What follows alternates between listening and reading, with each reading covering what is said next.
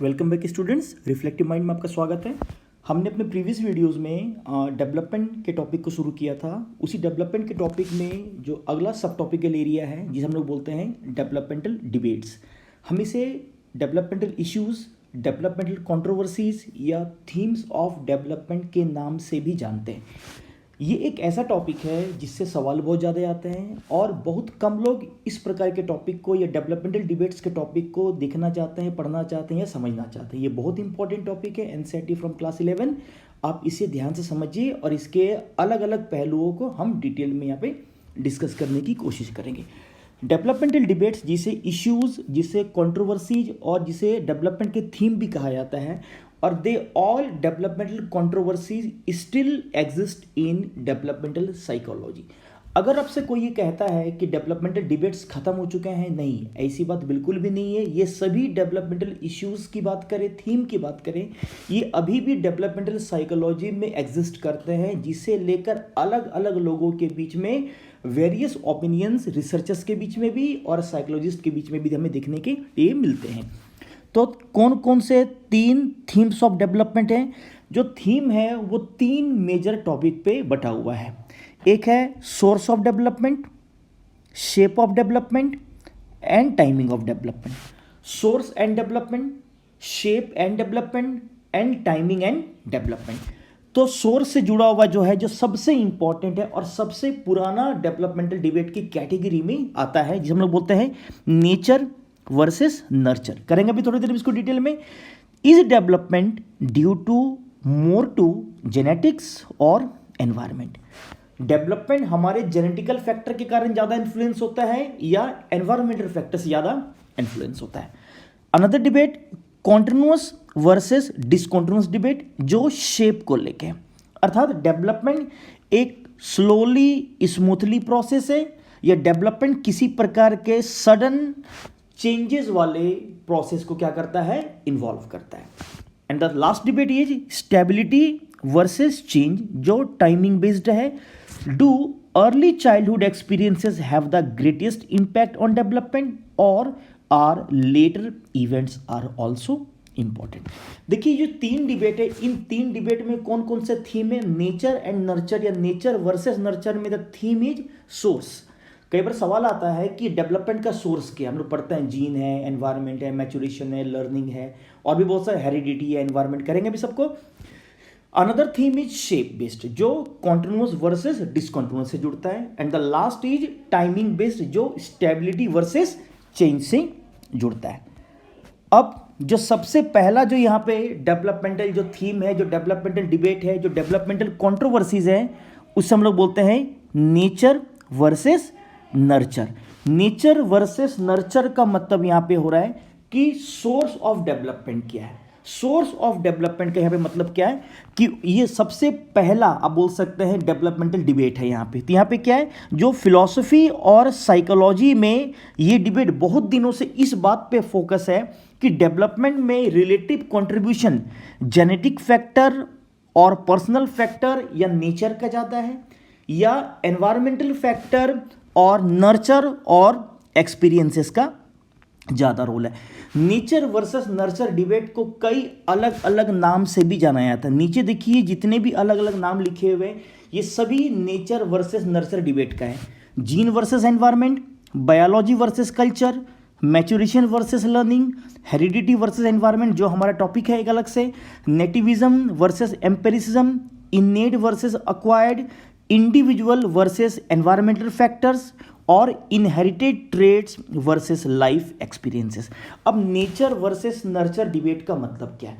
Nature versus nurture debate इस बात को मानता है कि डेवलपमेंट या तो हमारे नेचर बेस्ड फैक्टर्स और पर्सनल फैक्टर्स और इनबॉर्न फैक्टर्स, इनेट फैक्टर्स, है ना, आप बोल सकते हैं हेरिडिटरी फैक्टर्स, नेटिविज्म रिलेटेड फैक्टर से प्रभावित ज़्यादा होता है। But on the other hand, एक पक्ष या एक ओपिनियन ये भी मानते हैं कि डेवलपमेंट हमारे नर्चर बेस्ड फैक्टर से, हमारे एनवायरमेंटल फैक्टर से, हमारे आसपास के एक्सपीरियंसेस से, या कुछ यूं कहें हमारे लर्निंग से अफेक्ट ज़्यादा होता है।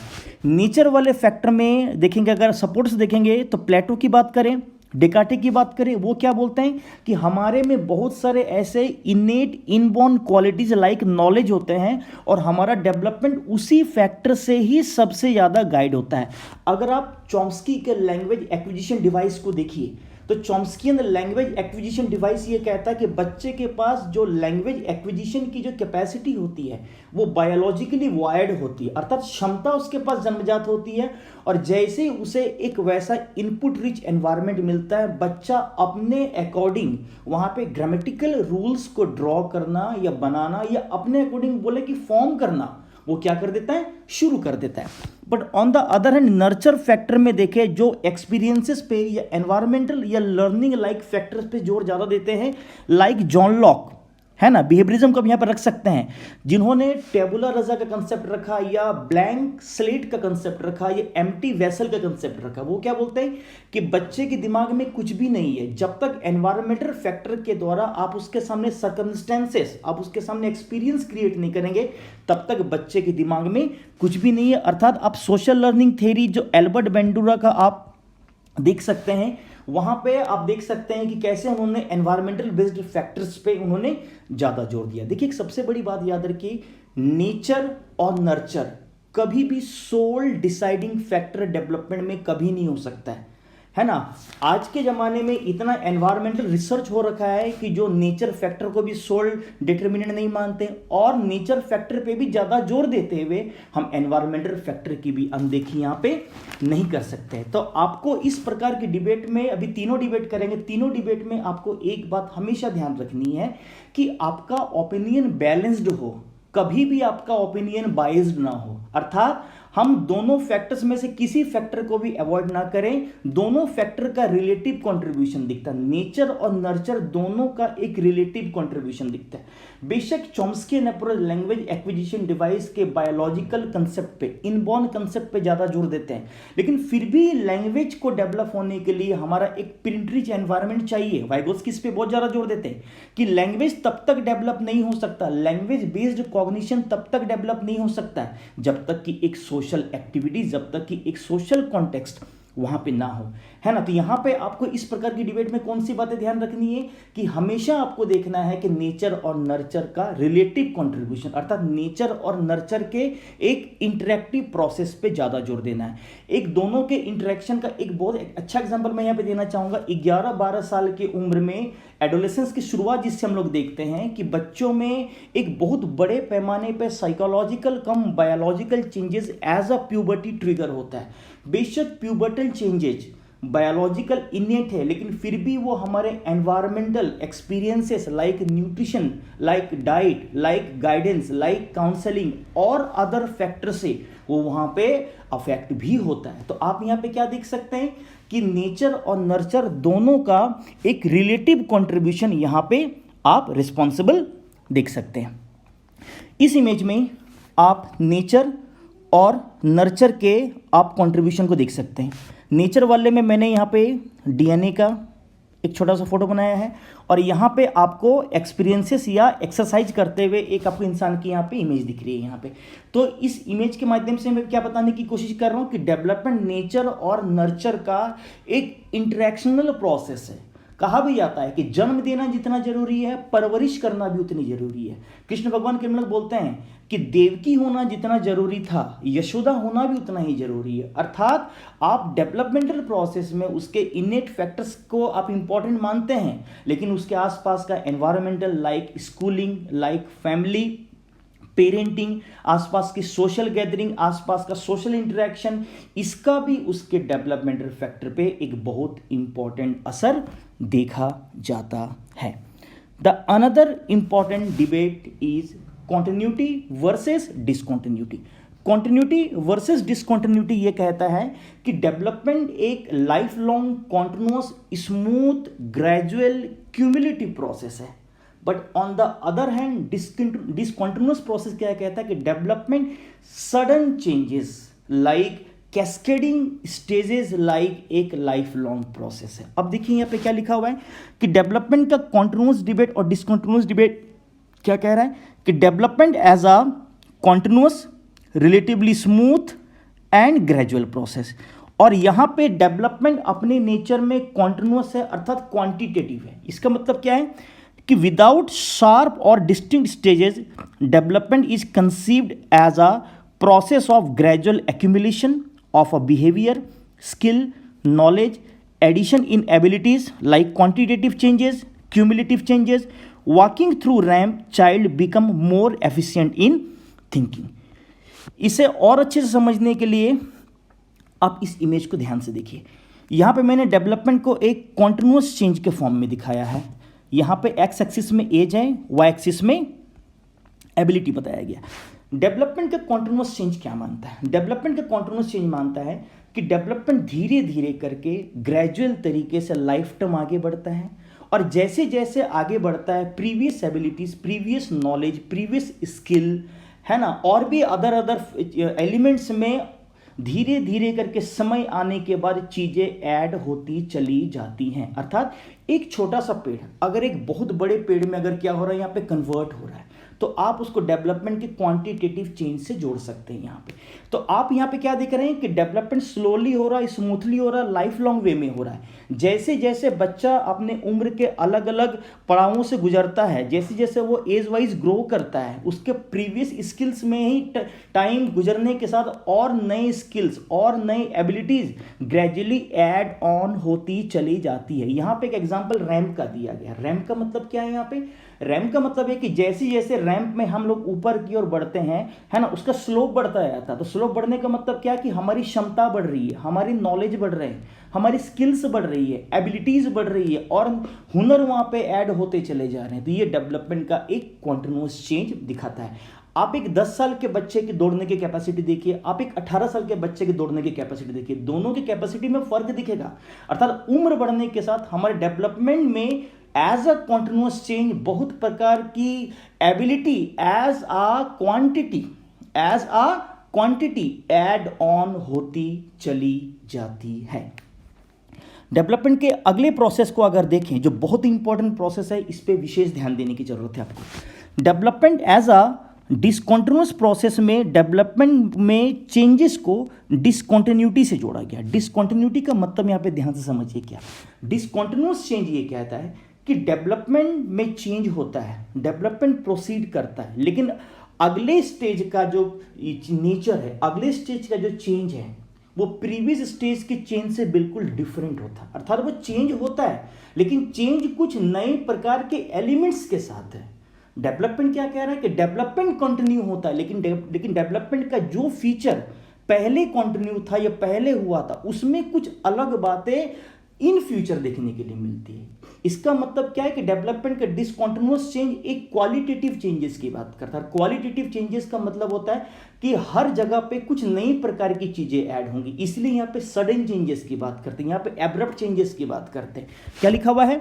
Series of discrete changes, suddenly or abrupt changes, each of which is characterized by at least one task that an individual must accomplish before progressing to the next stage.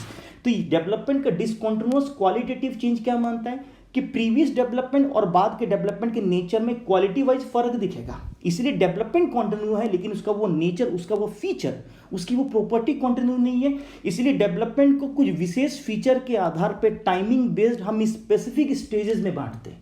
So development का discontinuous figure, discontinuous nature development के stages में बांटता है, या developmental stages या periods of development की बात करता है। हम लोग इन्फेंसी की बात करें, early childhood, later childhood, adolescence, adulthood, early middle, later, whatever, वहाँ पे एक अलग अलग फीचर है। वो डेवलपमेंट सिर्फ कंटिन्यू वहाँ पे नहीं है, बल्कि वो सर्टेन क्वालिटीज के साथ और सर्टेन न्यू क्वालिटीज के साथ फ्रॉम पास्ट इन फ्यूचर वो क्या होता है, प्रोसीड होता है। मैंने कॉन्टिन्यूअस चेंज में बताया कि एक छोटा सा पेड़ अगर बड़े पेड़ में कन्वर्ट हो रहा है, लेकिन अगर एक कैटरपिलर, अगर एक बटरफ्लाई में कन्वर्ट हो रहा है, बच्चा चेंजेस के माध्यम से डेवलपमेंटली ग्रो कर रहा है, आगे बढ़ रहा है, लेकिन वो चेंज इतना अलग है कि प्रीवियस चेंजेस की क्वालिटी और बाद के चेंजेस की क्वालिटी में ही अगर फर्क दिखे। जितने भी स्टेज थेरीज हैं, लाइक जैन पियाजे, Erik Erikson, Kohlberg moral development है या फिर पर्सनालिटी का डेवलपमेंट है, पियाजे का कॉग्निटिव डेवलपमेंट है, वहाँ पे देखिए, वहाँ पे पियाजे क्या बोलते हैं कि डेवलपमेंट किसी भी लेवल पे डेवलपमेंट कम नहीं है, कम ज़्यादा ये क्वांटिटी में हो सकता है, लेकिन क्वालिटी क्या बोलता है कि हर लेवल का डेवलपमेंट इंपॉर्टेंट है। Sensory motor, pre operational, concrete operational, formal operational, वहाँ पे हर लेवल पे डेवलपमेंट यूनिक है, किसी लेवल पे कम या ज़्यादा की बात नहीं है, वहाँ पे क्वालिटेटिव थिंकिंग है। अर्थात अगर सेंसरी मोटर स्टेज में एक ऑब्जेक्ट परमानेंसिव है, तो प्री ऑपरेशनल में अगर लैक ऑफ अगर सेंट्रेशन है, अगर लैक ऑफ अगर डिसेंट्रेशन है वहाँ पे, कॉन्क्रीट ऑपरेशनल में अगर बच्चे के पास हम बोल सकते हैं कि अगर इंडक्टिव रीजनिंग की कैपेसिटी आ रही है, बच्चा अगर चीज़ों को सेंट्रेशन या डिसेंट्रिंग टर्म में भी थिंकिंग अगर कर पा रहा है, तो यहाँ पे हर एक लेवल पे एज पर पियाजेन अप्रोच हर एक लेवल पे अलग अलग प्रकार की थिंकिंग उभर रही है। यही डिसकंटिन्यूअस क्वालिटेटिव डेवलपमेंटल चेंजेस को दिखाता है, जो स्टेजेस में बटा होता है सडन एब्रप्ट चेंजेस के कारण, और अपनी प्रीवियस चेंजेस को कंटिन्यू नहीं करके एक नए प्रकार के चेंजेस को दिखाने के कारण। आप यहाँ पे और यहाँ पे कैस्केडिंग का मतलब क्या होता है, आप इस इमेज को देखिए, इस इमेज के माध्यम से आई थिंक आपके कंसेप्ट थोड़ी ज़्यादा क्लियर होंगे। ये देखिए यहाँ पे एज बताया गया है, एबिलिटी, तो ये क्या बोलते हैं, डेवलपमेंट कंटिन्यू है, लेकिन ये देखिए ये जो है ये सडन चेंजेस को दिखाता है, ये वाला पार्ट सडन चेंजेस को दिखा रहा है, और इसी को कैस्केडिंग मतलब क्या होता है, जो स्टेयर लाइक स्ट्रक्चर होता है, इसी को आप क्वालिटेटिव चेंजेस से आप क्या कर सकते हैं, जोड़ सकते हैं। और स्टेज थ्योरी का मतलब क्या है कि एक के बाद दो, दो के बाद तीन, तीन के बाद चार, अर्थात आप स्टेजेज को आप क्या अब रिवर्स नहीं कर सकते हैं, है ना, एक स्टेज से दूसरा स्टेज जुड़ा हुआ, अर्थात एक क्वालिटी के बाद ही दूसरी क्वालिटी उभर कर सामने आएगी। जो प्रीवियस थोड़ी देर पहले अभी हमने पढ़ा कि जब तक एक प्रकार का सर्टेन टास्क में कोई भी इंडिविजुअल अकम्प्लिशमेंट स्टैब्लिश नहीं करेगा, तब तक उससे जुड़े हुए फर्दर या आगे के काम को वो करने में सक्षम नहीं हो पाएगा। इसे हम एक इस इमेज के माध्यम से, या मैं यहाँ पे एक डायग्राम ड्रॉ कर रहा हूँ, आप इसके माध्यम से भी यहाँ पे समझने की कोशिश करिए। यहाँ पे क्या बताने की कोशिश कर रहा हूँ, डेवलपमेंट का डिसकंटिन्यूअस फिगर, एज और एबिलिटी। पहले कॉन्टिन्यूअस फिगर को देखें तो कॉन्टिन्यूअस क्या कहता है कि उम्र बढ़ने के साथ साथ हमारी स्किल्स, हमारे थिंकिंग, हमारे बिहेवियर पैटर्न में और भी चीज़ें ऐड ऑन होती चली जा रही है, तो ये क्या है, ये कॉन्टिन्यूअस कहता है। लेकिन डिसकंटिन्यूअस ध्यान से समझिए, यही बहुत इंपॉर्टेंट है जब हम लोग स्टेज थ्योरी पढ़ेंगे, एज और एबिलिटी। डिसकंटिन्यूअस क्या कहता है कि डेवलपमेंट कंटिन्यू है, लेकिन उसका नेचर हर जगह कंटिन्यू उस फॉर्म में नहीं है, अर्थात वो अपने नेचर में थोड़ा सा डिफरेंट होता है, इसलिए वो डिसकंटिन्यू प्रीवियस फीचर्स के कंपैरिजन में है। यहाँ पे देखिए, यहाँ पे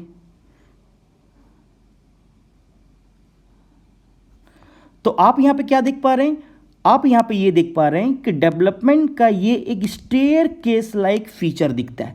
और स्टेयर केस लाइक फीचर क्या बताता है यहाँ पे कि डेवलपमेंट यहाँ पे सर्टेन डिफरेंट है, यहाँ पे डिफरेंट है, यहाँ पे और यहाँ पे डिफरेंट है, चाहे वो sensory motor, pre operational, concrete operational या फॉर्मल ऑपरेशनल हो। तो यहाँ पे क्या बताया जा रहा है कि इस स्टेज पे डेवलपमेंट कम या ज़्यादा की बात ध्यान से सुनिएगा, पियाजे नहीं करते हैं। पियाजे का कॉग्निटिव डेवलपमेंट क्वालिटेटिव थिंकिंग की बात करता है, हर एक लेवल की थिंकिंग डिफरेंट है, वहाँ पे कॉग्निटिव कम डेवलपमेंटल रेडीनेस की बात करते हैं। प्रीवियस हमने डेवलपमेंट के फीचर्स में बताया था जब हमने डेवलपमेंटल लर्निंग के कंसेप्ट को किया था। अगर नहीं आपने उसको देखा है तो मैं डिस्क्रिप्शन बॉक्स में उसका लिंक दे दूंगा, आप प्लीज़ उसे जाके भी देखिए अच्छे से इस टॉपिक को समझने के लिए।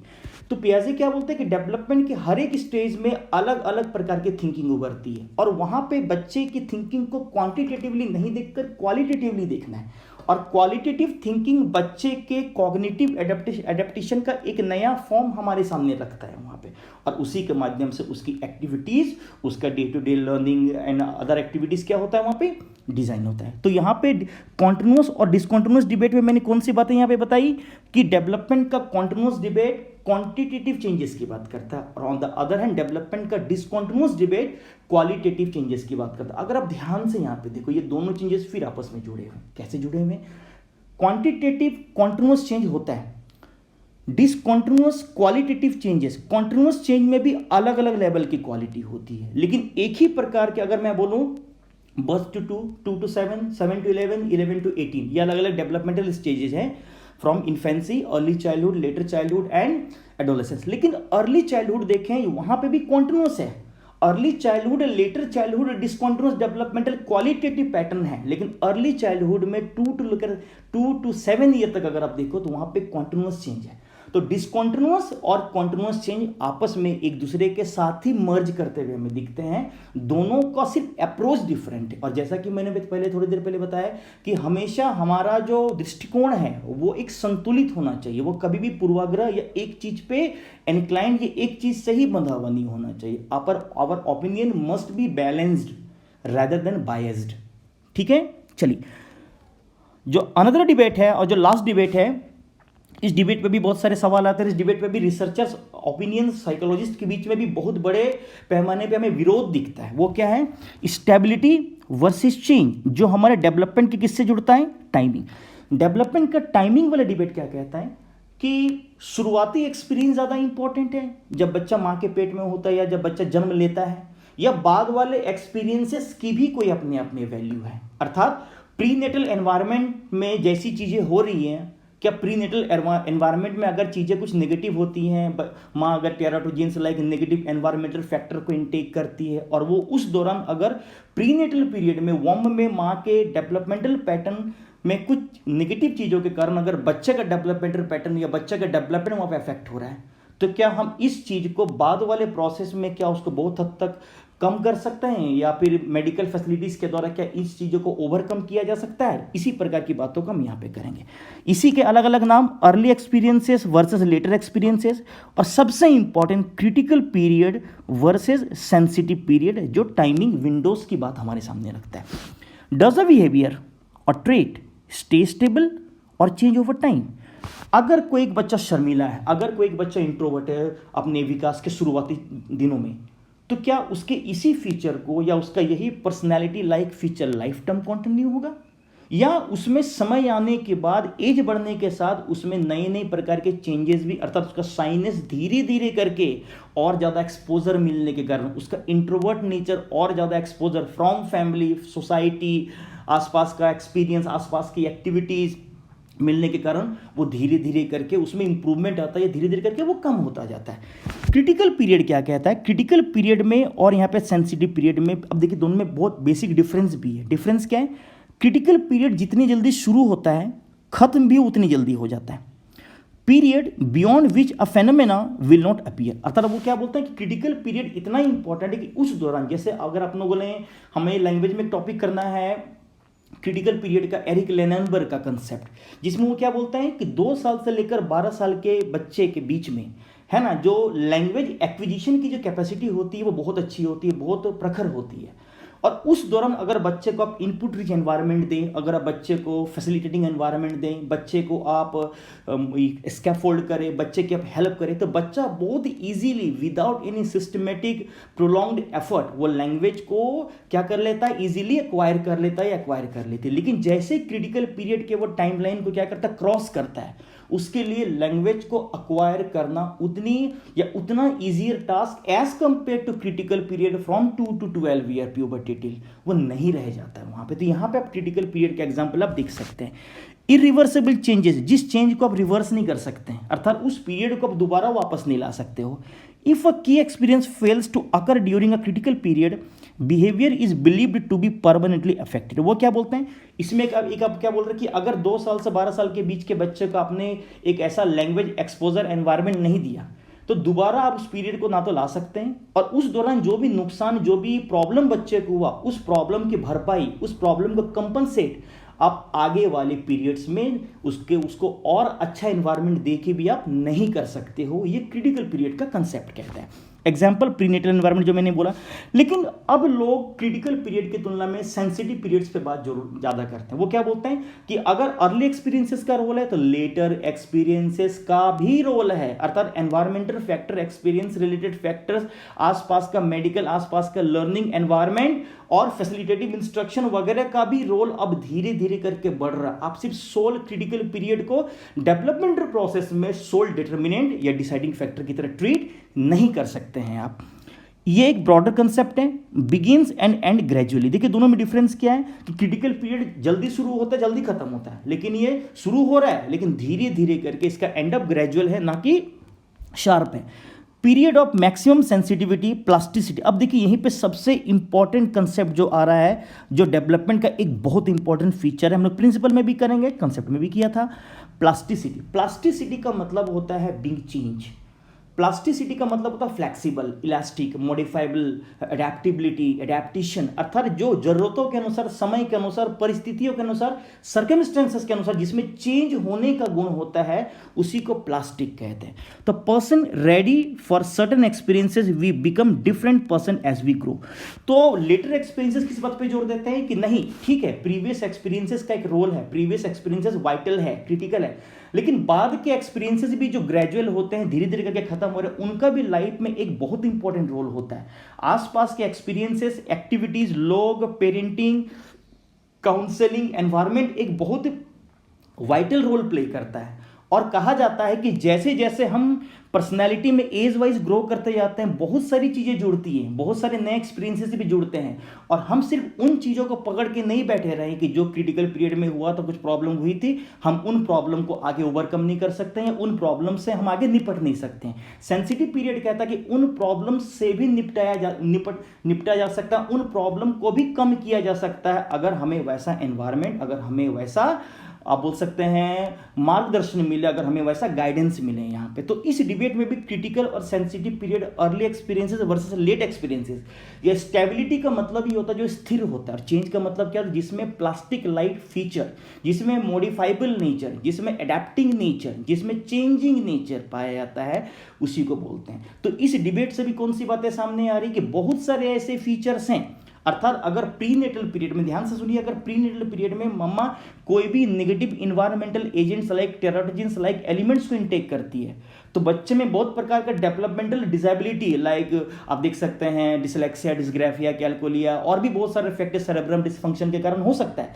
लेकिन फिर भी उस बच्चे को हम स्पेशल केयर देके, उस बच्चे के लिए special care with in inclusive setup, not beyond inclusive setup, special care देके भी उस बच्चे के लिए हम बहुत बेहतर प्रोविजंस कर सकते हैं। और स्पेशल नीड्स के लिए मैंने पहले भी बोला था, आज मैं फिर बोल रहा हूँ, स्पेशल नीड्स के बच्चों के लिए कहा जाता है कि they people are not different, they people are not special, only their requirements, only their abilities are different और स्पेशल, है ना। तो इस डिस्कशन में इतनी ही बातें, उम्मीद करता हूं आपको डेवलपमेंटल डिबेट का ये टॉपिक पसंद आया होगा। हम अगले वीडियो में डेवलपमेंट के एक अनदर सब टॉपिकल एरिया के साथ जल्दी ही मिलेंगे। आई होप आपको ये वीडियो शायद पसंद आए। Thank you so much all.